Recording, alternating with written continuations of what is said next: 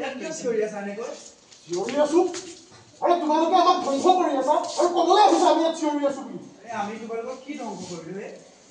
ধ্বংস কৰিলো মানে আৰু তোমালোকে গছ কাটিছা, পাহাৰ কাটিছা, আমাৰ ঘৰবোৰ নষ্ট কৰিছা, তাৰ ফলত আমি আজি এনেকৈ ওলাই আহিবলগীয়া হৈছে আৰু তুমি ক'বলৈ আহিছা আমি ইয়াত হুলস্থুল কৰি আছো বুলি।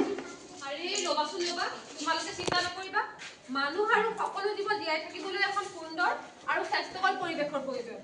ইয়াৰ বাবে বায়ু, পানী আৰু সেউজীয়া অৰণ্য অতিকৈ দৰকাৰ। সঁচা কথা বন্ধু, কিন্তু আটাইতকৈ দুখ লগা কথাটো কি জানানে? আমাৰ অৰণ্যবিলাকৰ গছ বনবোৰ কাটি পেলোৱাৰ ফলত আমাৰ পৃথিৱীখন ধ্বংস হৈ পৰিছে। হয়, আপুনি ঠিক কথাই কৈছে।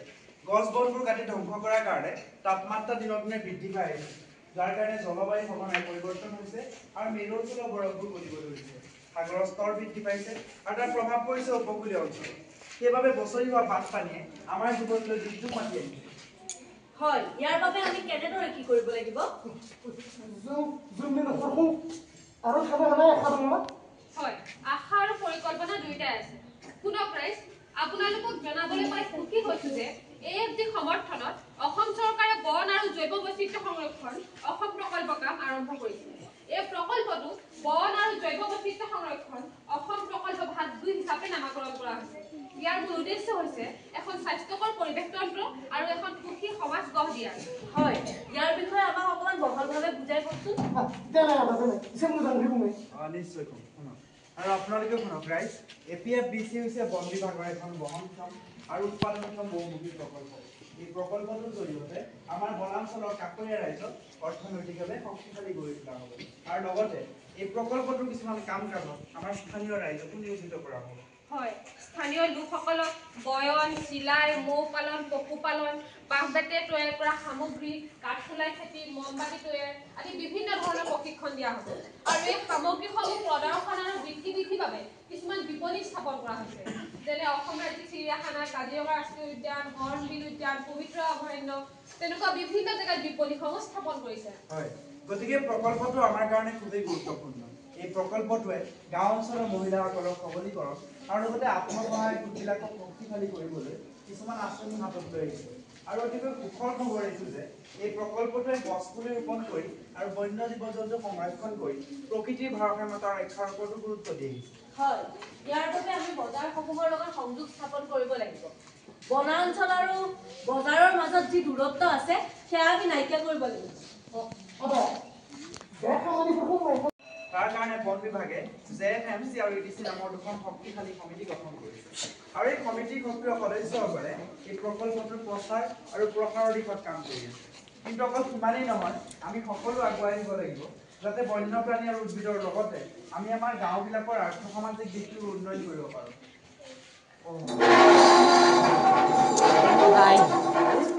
এই প্ৰক্ৰিয়াটো অঞ্চলবাসীক একত্ৰিত কৰাটো যথেষ্ট প্ৰত্যাহ্বানমূলক কাম। ইয়াৰ নেতৃত্ব কোনে ল'ব? হয়, অঞ্চলবাসীক একগোট কৰোৱাটো যথেষ্ট ডাঙৰ প্ৰত্যাহ্বানমূলক কাম। সেয়েহে বন বিভাগে যুটীয়া বন ব্যৱস্থাপনা সমিতি আৰু পৰিৱেশ উন্নয়ন সমিতিক শক্তিশালী কৰি তুলিছে। এইটো খুব সুন্দৰ পদক্ষেপ নহয় জানো? গতিকে প্ৰকৃতিপ্ৰেমীসকল, আপোনালোক সকলোৱে এই প্ৰকল্পটোত অংশগ্ৰহণ কৰিব লাগিব আৰু এই প্ৰকল্পটো সফল কৰি তুলিব লাগিব। নিশ্চয়, আপোনালোক সকলোৱে প্ৰকল্পটোত অংশগ্ৰহণ কৰিব লাগিব। আৰু এটা কথা, এই প্ৰকল্পটোৱে 12,500 হেক্টৰ মাটিত বৃক্ষৰোপণ কৰাৰ পদক্ষেপ লৈছে। সঁচাকৈ খুব ভাল কথা।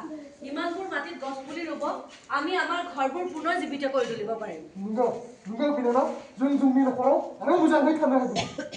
আৰু আপোনালোকে জানেনে, আপোনালোকে ৰোপণ কৰা এটা এটা গছ পুলি আমাৰ বাবে আমাৰ এজন নতুন সতীৰ্থ হ'ব। সেয়েহে আহক আমি সকলোৱে মিলি গছ পুলি ৰোপণ কৰোঁ আৰু গছবোৰ কমি যোৱাৰ পৰা আমি আমাৰ অৰণ্যসমূহ ৰক্ষা কৰোঁ। আহক গতিকে আহক ৰাইজ, আমি সকলোৱে হাতে হাত ধৰি বনৰ নায়ক হওঁ আৰু এখন সেউজীয়া পৃথিৱী গঢ়ি তোলোঁ। হয়, আৰু লগতে অসম চৰকাৰৰ বন বিভাগৰ বন আৰু জৈৱ বৈচিত্ৰ্য সংৰক্ষণ অসম প্ৰকল্প ভাগ 2 আমি সকলোৱে মিলি সফল কৰি তোলোঁ। ইয়াৰ উপৰিও গছ পুলি ৰোপণ কৰি আৰু বনৰীয়া জীৱ জন্তু সংৰক্ষণ কৰি ভৱিষ্যত প্ৰজন্মৰ কাৰণে এখন সেউজীয়া ধুনীয়া পৃথিৱী আমি সকলোৱে মিলি গঢ়ি তুলিব লাগিব। তাৰ কাৰণে আমি সজাগতামূলক গোটসমূহত অংশগ্ৰহণ কৰিব লাগিব। এইখিনিতে আৰু এটা কথা, আমি এটা গছ পুলি অকল ৰুলেই নহ'ব, আমি ৰোৱা প্ৰত্যেকটো গছ পুলি আমি নিজে প্ৰতিপালন কৰি ডাঙৰ দীঘল কৰিব লাগিব নাই বাৰু? লাগিব। এতিয়া আমি এটি গীত গাম, সকলোৱে আমাৰ গীতৰ তালে তালে হাত চাপৰি অলপ সহযোগ কৰিলে সুখী হ'ম।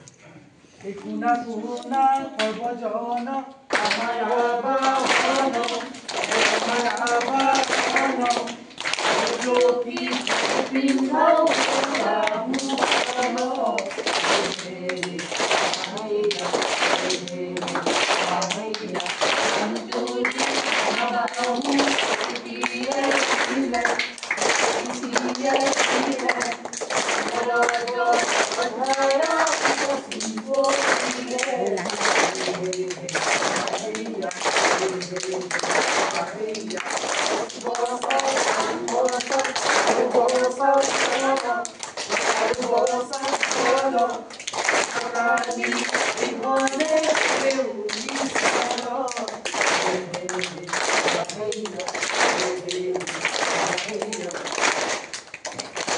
গতিকে আহক ৰাইজ, আমি সকলোৱে মিলি এখন স্বাস্থ্যকৰ পৰিৱেশ তন্ত্ৰ আৰু এখন সুখী সমাজ গঢ়ি তোলো।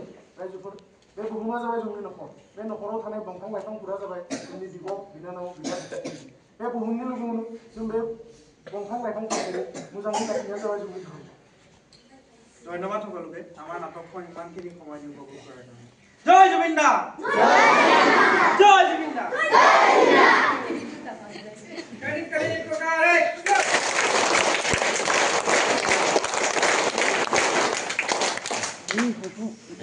এতিয়া নিজৰ নিজৰ ক্লাছত